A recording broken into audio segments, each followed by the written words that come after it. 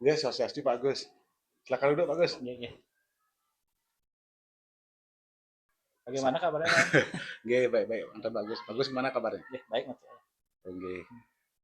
Pak Agus kok tumben iki Iya, wonten api nggih? iya. Penting rasane iki. Ya, jadi ini kita mau berdiskusi sebentar, Pak. Terus ada waktu, Pak? Oh, ada Pak Agus ada. Iya. Nggih. Jadi kita mau berdiskusi tentang kesepakatan kemarin yang bentuk tentang asap itu, Pak. Oh, nggih. Jadi Pak Agus ingin berdiskusi kembali terkait dengan kesepakatan kelas asapnya ya. Iya, yang kemarin kita buat itu. Oh, nggih Pak Agus, jangan ada Iya. waktu. Bisa dimulai Pak Agus nggih? Iya, bisa, Pak. Oh, nggih. Kalau begini Pak Agus, dalam diskusi kita kali ini yang santai niki, apa sih yang menjadi tujuan Pak Agus? Ya, jadi tujuan yang dalam diskusi ini Nggih. mana untuk lebih mengoptimalkan, Pak, mengoptimalkan tentang kesepakatan kelas kemarin yang kita bentuk tentang asap itu. Ya, ya. Jadi lebih mengoptimalkan kembali tentang gerakan asap kesepakatan kelas yang telah Pak Agus buat bersama murid waktu ini ya. Nah Pak Agus, selama 2 minggu belakangan ini setelah terbentuknya gerakan asap di kelas Pak Agus, penerapannya seperti apa nih? Lalu selama niki dalam beberapa minggu niki yang lihat penerapannya sudah cukup baik. Cukup baik ya? Cukup baik ya, berjalan dengan baik, namun perlu ada hal-hal yang sedikit yang perlu diperbaiki lagi. Jadi sudah mulai tumbuh kesadaran siswa tentang sudah sedikit tumbuh kepeduliannya terhadap lingkungannya, kebersihan kelas gini. Kalau diskalakan Pak Agus antara 1 sampai 100, kira-kira kesadaran anak berada di level berapa menurut Pak Agus tentang kepeduliannya terhadap sampah? Kalau dilihat dari skalanya, yang berani ambil nih skala 85, Pak. 85 ya? 85. Oke, sudah bagus sekali. Ya. Kalau jika dibandingkan dengan sebelum terbentuknya gerakan asap kesepakatan kelas Nike, kira-kira berada di level berapa anak-anak tentang kesadarannya? Kalau dilihat dari sebelumnya, sebelumnya kita kasih nilai 65. 65 ya, berarti selama terbentuknya 20% lagi kenaikan luar biasa itu bagus menumbuhkan kesadaran diri anak-anak ya. Nah sekarang kan menurut Pak Agus sudah berada di 85%. Jadi kira-kira 15% masih belum optimal kan seperti itu. Nah kalau bisa Pak Agus menyampaikan alasan kenapa Pak Agus berani menyampaikan berada di titik 85%, kenapa tidak di 70, kenapa tidak 100% seperti itu ya? Kenapa yang berani ambil 85? Kalau yang lihat dari sebelumnya kan 65, sekarang lagi tambah lagi 20. Yang lihat sudah ada beberapa perkembangan dari anak-anak. Ada beberapa anak sudah mulai mau melaksanakan kesepakatan kelas itu dengan baik. Namun dari hal tersebut yang 15%-nya itu ada beberapa anak ya, tidak semuanya. Sebagian kecil itu. Ya. Berarti sebesar 15% Pak Agus ya, yang masih perlu Pak Agus. Ya, perlu ditingkatkan lagi. Karena ditumbuhkan setelahnya kembali. Kalau bisa saya tanyakan Pak Agus, kira-kira tantangannya seperti apa nih dalam penerapan asap ini sehingga ada 15% belum optimal di dalam menerapkan kesepakatan kelasnya?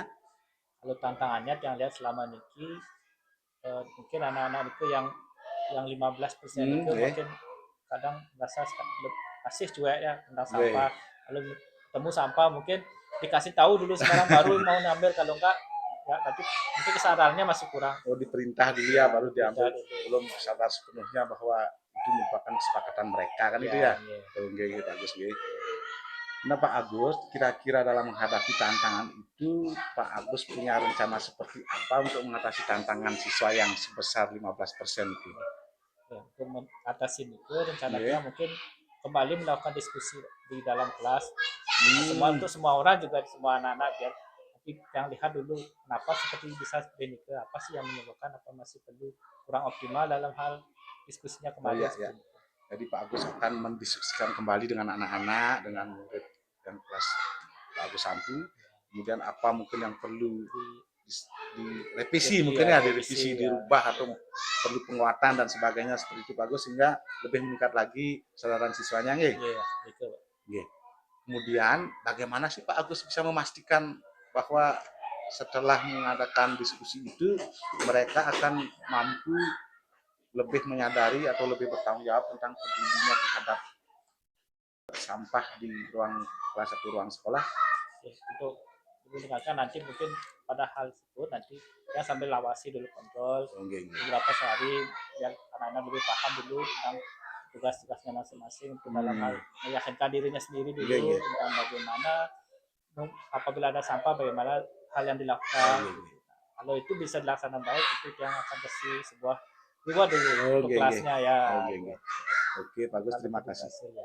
Terima kasih. Jadi Pak Agus akan mengobservasi dulu ya, observasi, memantau dan sebagainya. Kemudian punya rencana juga jika murid-murid sudah melaksanakan dengan baik akan berikan semacam reward, Pak Agus ya. Kalau rewardnya nih ke semacam napi, Pak Agus nih. Rewardnya mungkin nanti itu semacam ini.